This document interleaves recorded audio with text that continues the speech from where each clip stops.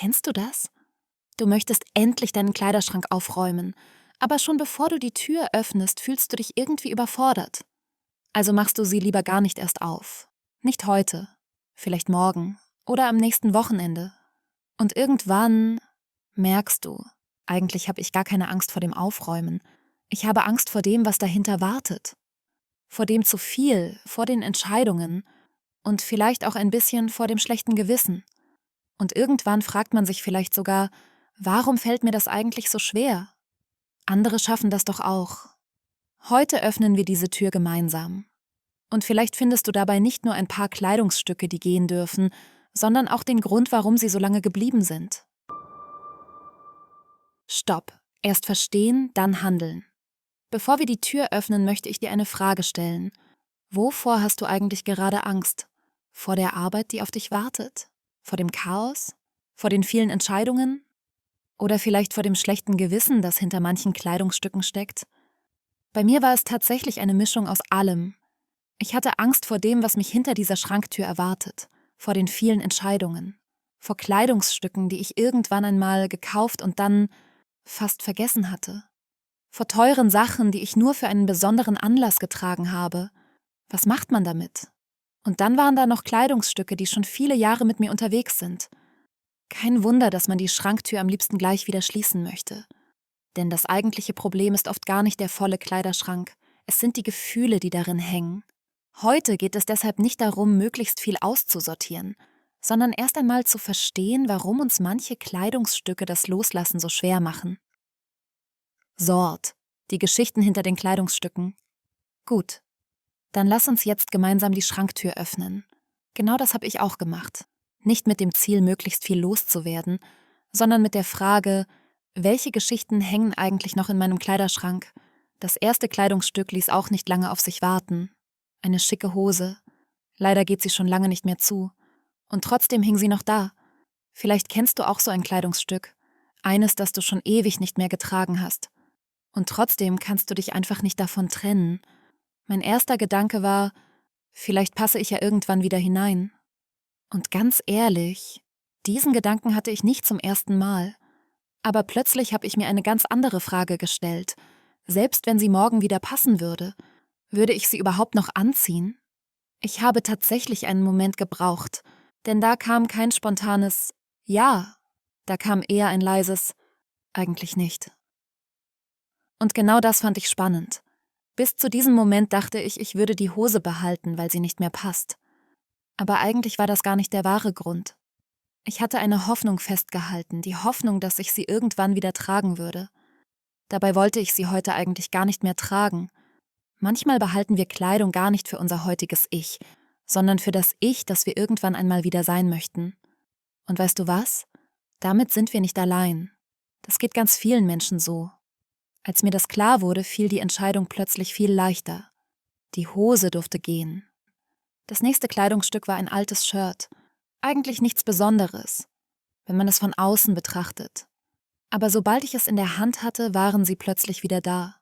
Die Erinnerungen, lustige Abende während des Studiums, Menschen, die ich lange nicht mehr gesehen habe, eine Zeit, in der sich vieles leichter angefühlt hat. Und auf einmal war dieses Shirt viel mehr als nur ein Shirt. Vielleicht kennst du das auch. Man fasst ein Kleidungsstück an und plötzlich ist man gedanklich viele Jahre zurück. Vielleicht muss man sogar über Dinge schmunzeln, an die man schon ewig nicht mehr gedacht hat. Genau deshalb fiel mir das Loslassen so schwer. Denn ich hatte das Gefühl, wenn das Shirt geht, dann verschwinden vielleicht auch diese Erinnerungen.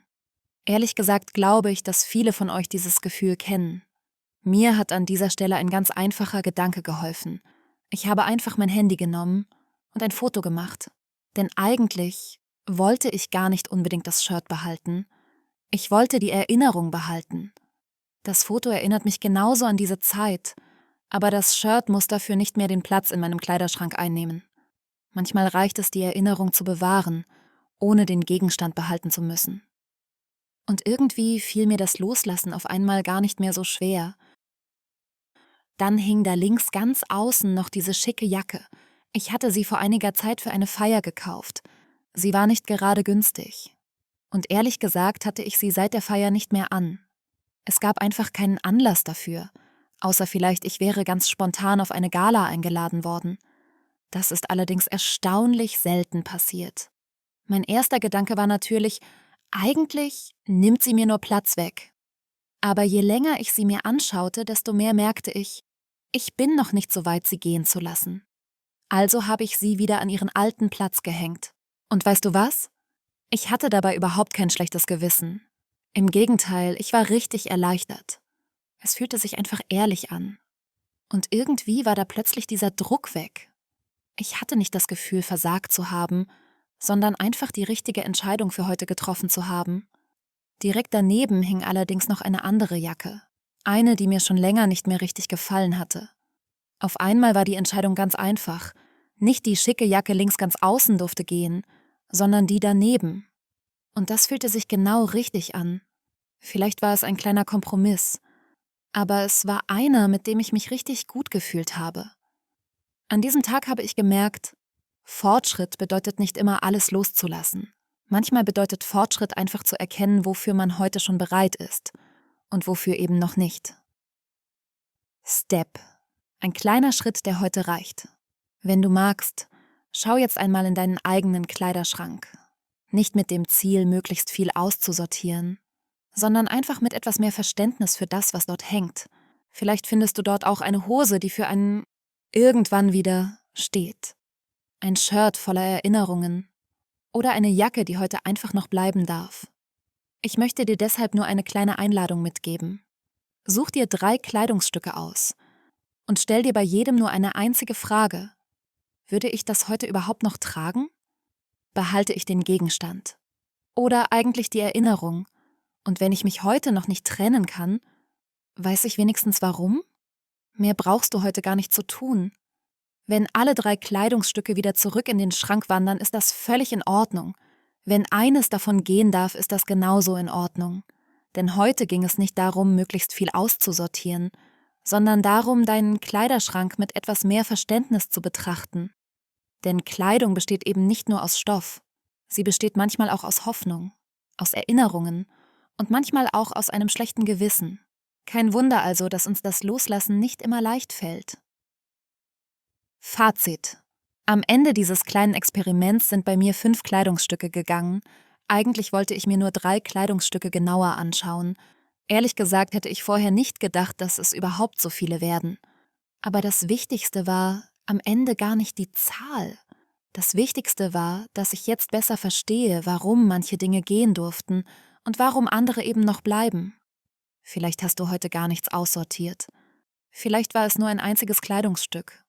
Oder vielleicht hast du einfach nur deinen Kleiderschrank mit anderen Augen gesehen. Und auch das ist schon ein Schritt. Denn Veränderung beginnt oft nicht in dem Moment, in dem wir etwas loslassen, sondern in dem Moment, in dem wir verstehen, warum wir bisher daran festgehalten haben. Und wenn du jetzt Lust bekommen hast, schau doch gleich einmal in deinen Kleiderschrank. Mach dir vielleicht deine Lieblingsmusik an und nimm dir einfach 5 Minuten Zeit. Nicht um perfekt aufzuräumen, sondern um herauszufinden, welche Geschichten dort auf dich warten. Ich bin neugierig. Gab es heute eine Geschichte, bei der du sofort an deinen eigenen Kleiderschrank denken musstest? Schreib sie mir gerne in die Kommentare. Ich freue mich darauf, sie zu lesen. Und wenn du dich mit dem Thema Aussortieren und Loslassen noch ein bisschen intensiver beschäftigen möchtest, findest du unten in der Videobeschreibung ein paar Bücher und Hörbücher, die ich zu diesem Thema empfehlen kann. Vielleicht ist ja etwas dabei, das dich auf deinem Weg ein kleines Stück begleitet. Bis zum nächsten Mal. Pass gut auf dich auf.